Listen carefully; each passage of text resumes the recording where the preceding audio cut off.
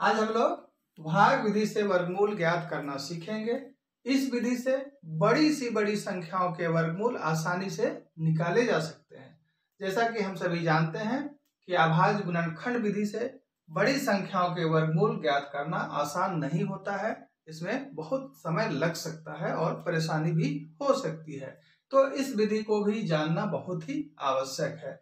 तो भाग विधि से वर्गमूल ज्ञात करने से पहले अगर संख्याएं 1 से 10 तक के वर्ग अगर याद रहे तो इसमें और आसानी हो सकती है। तो इस विधि से वर्गमूल कैसे ज्ञात करेंगे यह हम सीखने का प्रयास करते हैं। मान लिया कि मैंने एक संख्या लिखा 676, तो कैसे इसका वर्गमूल हम भाग विधि से निकालेंगे, इस प्रक्रिया को आप ध्यान से देखें तो आसानी से समझ पाएंगे। तो सबसे पहले दाईं ओर से पेयर बनाकर उसके ऊपर बार देते जाएंगे इस तरह से। तो पेयर बन गया है। बाईं ओर सिर्फ एक ही अंक नजर आ रहा है, कोई बात नहीं। अब यहाँ पे देख रहे हैं बार की संख्या 2। इसका मतलब यह हुआ कि वर्गमूल में जो उत्तर आएंगे उसमें अंकों की संख्या बार के बराबर होती है, अतः उत्तर 2 अंकों की होगी। अब हमको इस तरह से लिखना पड़ेगा, इस तरह से लिख लेंगे, इस तरह से लिख लेंगे।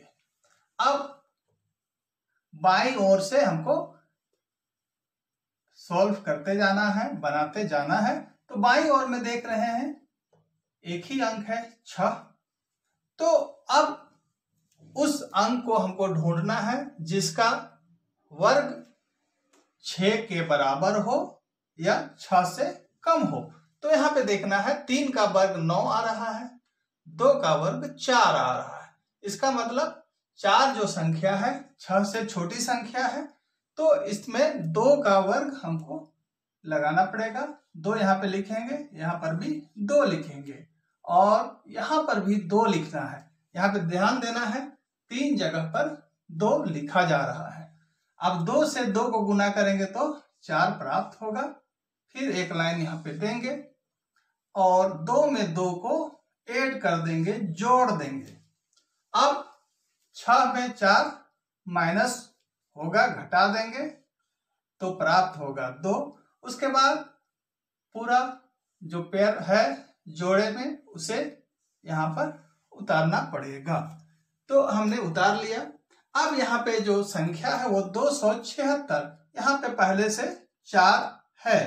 तो अब यहाँ पे अंदाजा लगाने की जरूरत होगी कि यहाँ जो संख्या होगी पूरे को उससे गुना करने पर इसके बराबर आए या कम आए। तो यहाँ पे देख रहे हैं इकाई अंक 6 है, तो यहाँ पर वर्गमूल में देखेंगे 6 कहाँ पर आता है तो उससे भी मदद मिल सकती है। 6 यहाँ पर 4 का वर्ग में आ रहा है और 6 के वर्ग में आ रहा है। तो यहाँ पर गुना करके भी अंदाजा किया जा सकता है, या तो 4 होना चाहिए या फिर 6 होना चाहिए। अगर यहाँ पे 6 लिखते हैं तो 6 से हमें गुना करने की आवश्यकता होगी। 6 से 6 को गुना करेंगे तो 6, 36 का 6 हो गया, 3 बच गया, 6 चौके 24 और 3 ऐड करेंगे तो 27। तो यहाँ पर पूरा के पूरा संख्या आ जा रहा है और माइनस करेंगे तो हमें 0 प्राप्त हो रहा है। उतारने के लिए आगे कोई संख्या भी नहीं है। इसका मतलब ये हुआ कि 676 का वर्गमूल आ रहा है 26, जो कि 2 अंकों की संख्या है। और यहाँ पर भी देख रहे थे कि बार की संख्या 2 है और यहाँ पर भी देख रहे हैं अंकों की संख्या 2 है।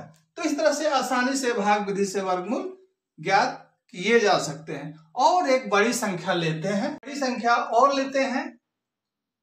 मान लिया कि संख्या है बड़ी 13, 32, 25, यह एक बड़ी संख्या है। बिल्कुल उसी विधि से दाहिनी तरफ से पेयर करते जाएंगे, जोड़ा बनाते जाएंगे। जोड़ा मैंने बना लिया, आप भी बना लें। उसके बाद इस तरह का एक सरल रेखा खींचेंगे, इस तरह से खींचेंगे और ऊपर भी खींच लेंगे इस तरह से। अब बाईं ओर से बिल्कुल इसी तरह से करते जाएंगे। यहाँ पर जो संख्या है वो 13 है, तो हमको यहाँ पे अनुमान लगाना है, पता करना है कि 13 किस संख्या के वर्ग के बराबर है या उससे संख्या कौन कम होगी, उसे हमको ढूंढना है। तो 4 का वर्ग 16, 3 का वर्ग 9। तो 16 तो चूंकि 13 से बड़ी संख्या है इसलिए इसे नहीं लेंगे। 3 का वर्ग 9, तो यही यहाँ पर लागू होगा।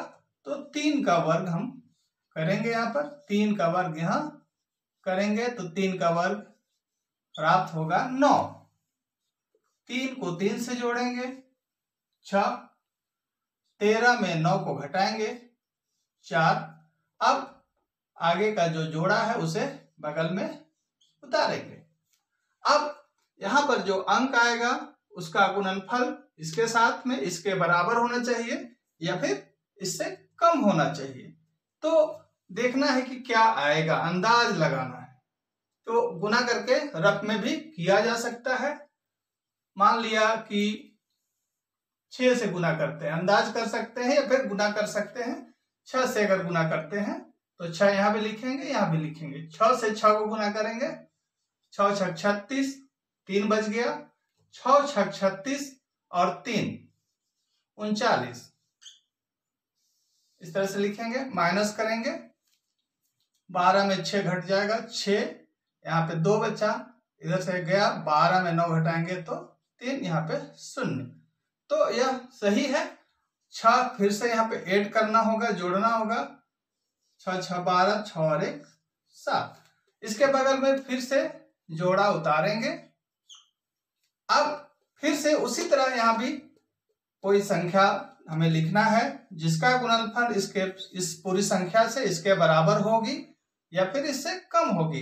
तो यहाँ भी अनुमान लगाया जा सकता है। इकाई अंक 5 तो यहाँ पर आ रहा है, तो 5 हो सकता है, उसे रफ में गुना करके देख सकते हैं। तो मान लिया कि मैंने 5 लिखा तो 5 यहाँ पर भी लिखना होगा। 5 से गुना करेंगे, 5 5 25, 2 बच गया। 5 दूना 10, 2 12, 5 से 35 और 1 बचा हुआ था 36। तो इस तरह से देख रहे हैं, माइनस करने पर यहाँ हमें 0 प्राप्त हो रहा है और आगे उतारने के लिए कोई अंक है भी नहीं।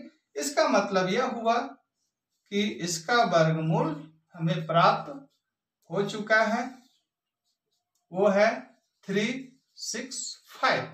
तो इसके वर्गमूल में अंकों की संख्या 3 और यहाँ पर भी देख रहे थे वार की संख्या भी 3, जो कि बिल्कुल सही आंसर है, बिल्कुल उत्तर सही है। तो आप इस विधि से वर्गमूल आसानी से निकाल सकते हैं। समझ गए होंगे। धन्यवाद।